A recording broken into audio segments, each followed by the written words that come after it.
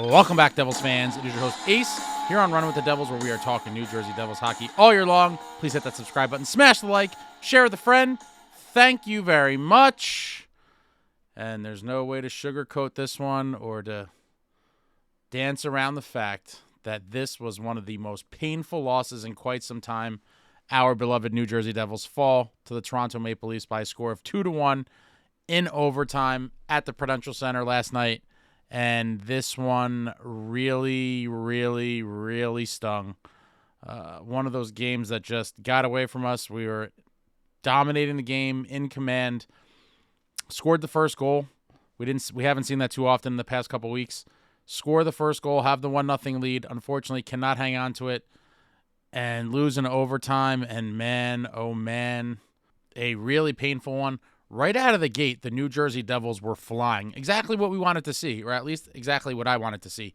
Coming off of that pathetic 4-0 shutout loss at the hands of the Avalanche the other night, I wanted to see the Devils come out flying, generate chances, and not look anything like the dead team we saw the other night. And they came out of the gates hard. I believe they had 5 or 6 shots in the first minute and a half, 2 minutes.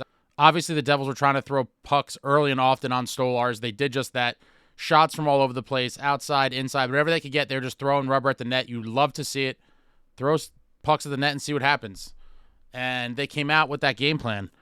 No scoring in the first, but the Devils absolutely dominated play. In the first period, the Devils had 16 shots to the Maple Leafs 1. I repeat, the New Jersey Devils in the first period had 16 shots. The Maple Leafs had 1.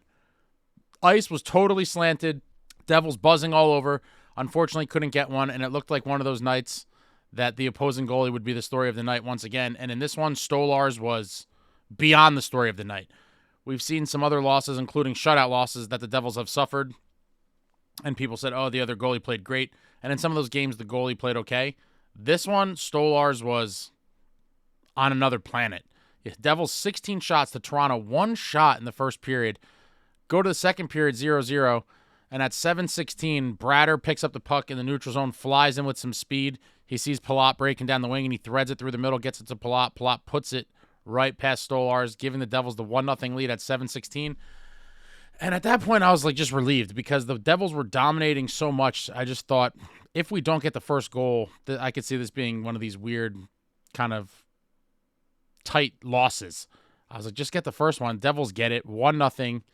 7:16 in the second period. Was feeling good. I knew this was going to be a tight game, and it played out that way more than I would have ever imagined.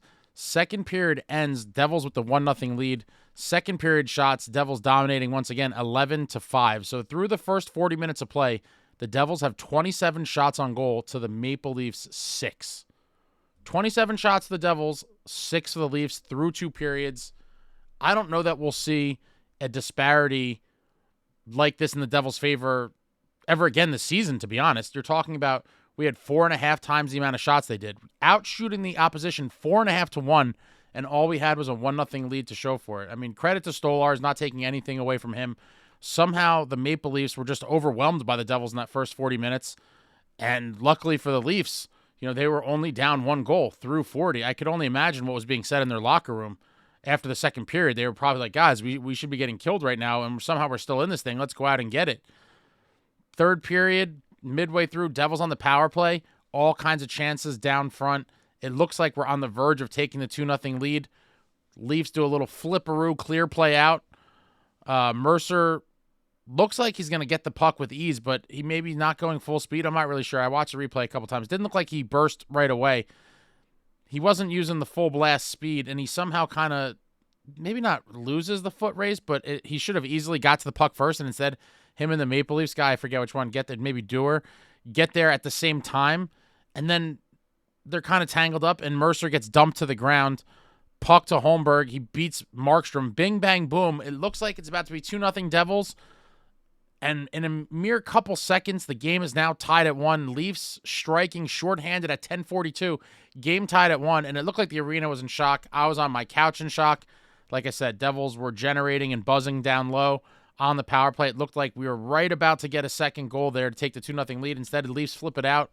Really weird play. Mercer goes down, and Leafs tie it up at 1. At this point, I'm furious. I was like, oh, my God. I did have a horrible feeling in my stomach after that. I was like, you got to be kidding me. We've been dominating this whole game.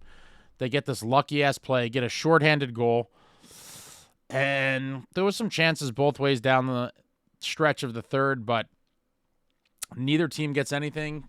We are headed for overtime. And in the overtime session, Nico wins a big faceoff draw in the overtime. Obviously, Nico was amazing on faceoffs tonight. I believe it was 65%. Wins the huge draw there. Devils have possession. We all know in overtime, the way it works now with the 3-on-3, it's like a team could have the puck for 2 or 3 minutes before the other team even touches it off the draw. And right off the faceoff, Jackhughes comes flying in, gets a great chance. Stolarz makes the save. Devils, I think, temporarily lost possession, but got it back pretty quickly. They get a change. Jesper Bratt comes on. He comes flying up the wing. He has a chance, misses the net. Couple other good chances by the Devils, and then in the end, the way it all ends, so sadly, another flip play. Leafs under duress, they just kind of flip it up, and Auston Matthews versus Brett Pesce in a straightaway sprint. Pesce obviously on the losing end of that. Matthews using his body and legs well to shield the puck a little bit from Pesce. Pesce in hot pursuit, obviously trying not to take a penalty, just trying to get his stick in there and break it up any way he can. Matthews comes all the way in, super tight on Markstrom, scores, game over. Leafs win 2-1 in overtime and in a painful loss because we just dominated the game so much. I mean, wow. It's hard to be mad at the Devils. They, other than put the puck in the back of the net, they played a pretty damn good game. They really did. They just couldn't beat Stolarz. And last night, I believe, was the first game. People throw around this term, oh, we got goalied. We got shut out at home, by Binnington with the Blues, Blackwood with the Sharks, and Wedgwood with the Avalanche the other night. But I don't know that I would use the term goalied. I mean, listen, all three of those guys got shutout wins and played well, obviously, not allowing a goal. But they weren't tested nearly as much as Stolarz was tonight. And in this game, I would say this truly was the definition of getting goalied. Stolarz stole the game, MVP for the Leafs. Somehow, the media, it's so crazy, I guess, with the superstars, but they gave Auston Matthews the first star of the game. I mean, great. He won the game in overtime, but Stolarz 100% should have been the star of the game. He won that game for the Leafs. Without him, they're easily losing that game, 3-1 at a minimum, maybe even 4-1 in regulation. He had a ton of great saves. And on the final play, I would have liked to see Pesce be a little more aggressive, but again, it's in overtime. He's trying desperately not to take a penalty, and he was just trying to get his stick in there, hoping it'd be enough to disrupt Matthews, but unfortunately it wasn't.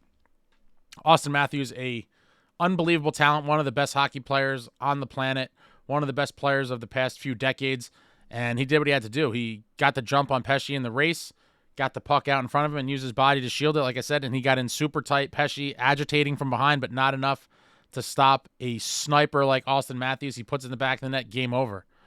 Game over. Pesce looked furious. I thought he was going to two-hand his stick on the post. I think he just gave it a little whack, but it looked like he was going to fully wind up and go for the goal there and just split it in half. He did not.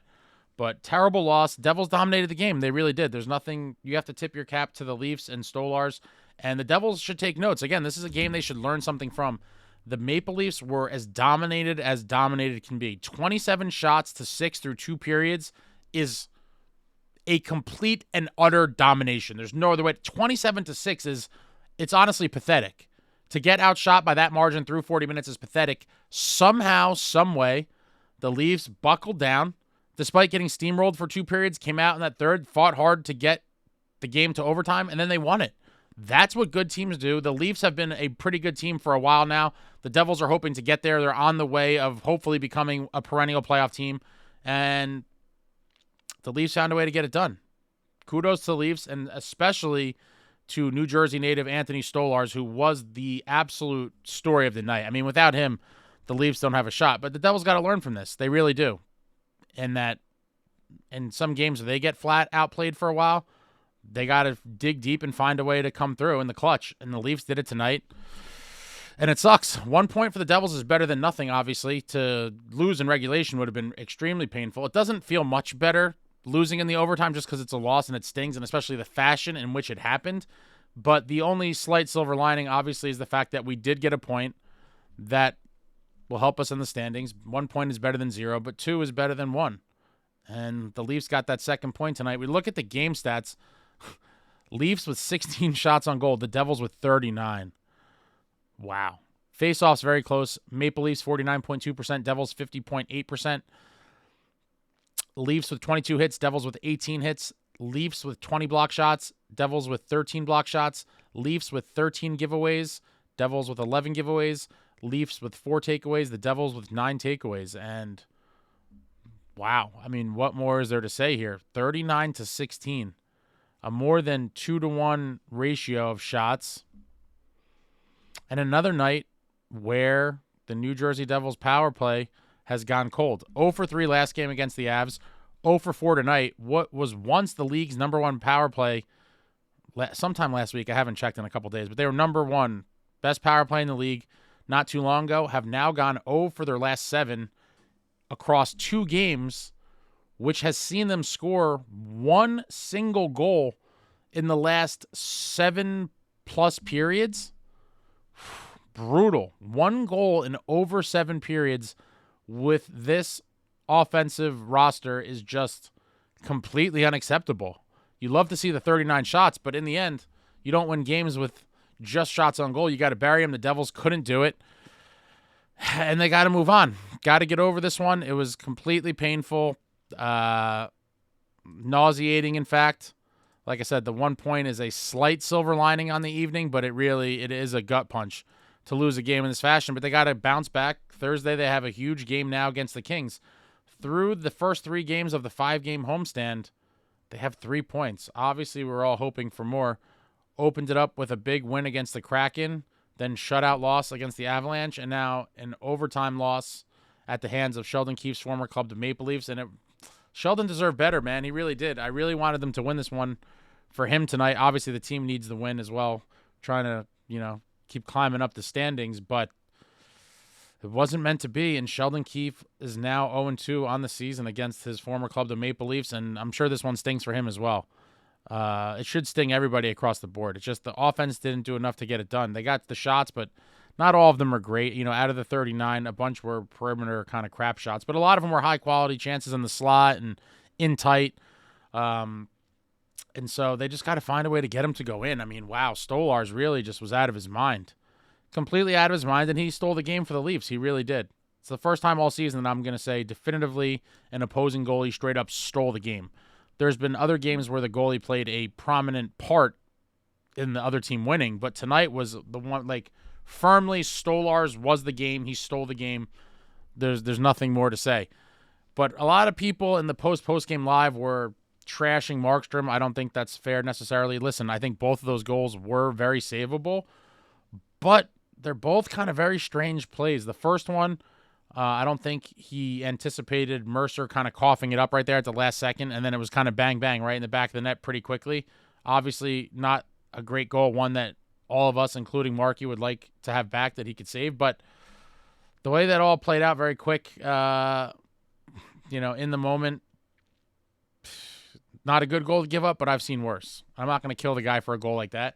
And then the overtime one, it's a breakaway with one of the greatest players in the league. I mean, wow. The only thing I have to say on that one is I do think Markstrom could have utilized a poke check and broke the play up. I really do. Matthews got in so tight, and the puck was kind of bobbling, and he had Pesci right on his ass kind of, jamming at him. I feel like Markey could have definitely utilized a nice poke check there to prevent that goal from ever happening. But it is what it is. It all happens very quick. You have Auston Matthews bearing down on you, flying in on a breakaway. The puck's bobbling. He probably thought, he's going to run out of real estate or just get off a crappy, weak shot. And rather than overcommit and try to poke check and get caught, he was just going to sit back and wait to, try to block whatever shot he got off. I don't think he anticipated Matthews being able to pull off what he did. And credit to Auston Matthews, again, one of the best players on the planet. He gets paid the big bucks. He scored 60 goals last year. I mean, the guy's a freak. One of the best players on the planet, and he did what those guys do when it matters. Breakaway goal for the win, and that's it. Devils got to move on. Big game Thursday.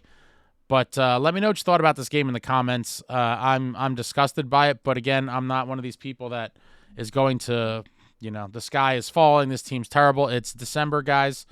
We've played 31 games. Firmly in a playoff spot. This team is way better than last season.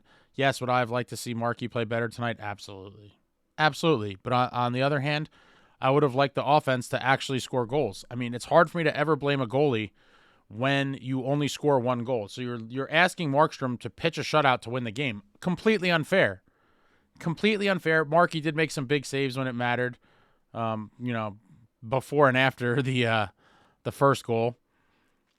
And then we got caught in overtime. It sucks. It happens, but I still believe in this club. I still believe we are a much improved team under Keefe.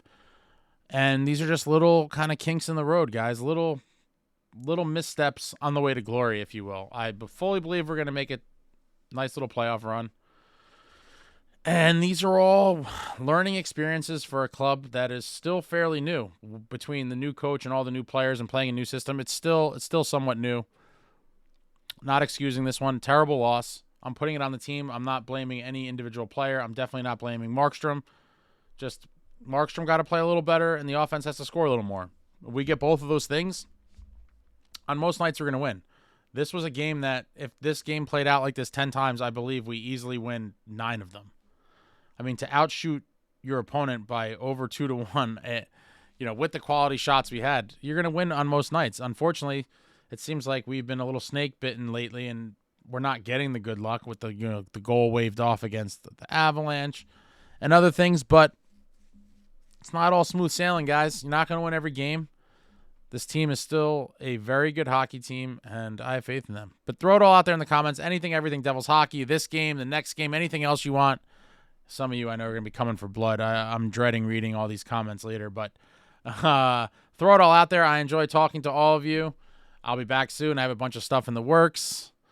And I guess, one other little sliver of whatever you want to call it for my fellow Americans is that Auston Matthews and Jack Hughes are both going to be rocking Team USA jerseys in the Four Nations face-off in a couple months. My God, is the USA roster loaded? I think Jack Hughes has already been openly campaigning to play on the wing with Auston Matthews. I mean, wow. Talk about filthy lines. USA. But I'm looking forward to that tournament. For all of you that have been watching me for a little bit, I am all about the Four Nations. All right, but that's it. It's all over. Terrible loss. The sky is not falling. The world is not over. This team will be okay. Hopefully they come out and respond with a big one Thursday. Take out all this aggression of the last 2 games and hopefully just pulverize the Kings and just put up a ton of goals and just beat them up and just take out all of our anger and frustration on the Los Angeles Kings. And that's it. That's all we could hope for. And then we got the Blackhawks on Saturday. Got to finish this up with 2 nice wins at home would be nice. Like, comment, subscribe, and all that jazz. Until next time, friends, let's go Devils.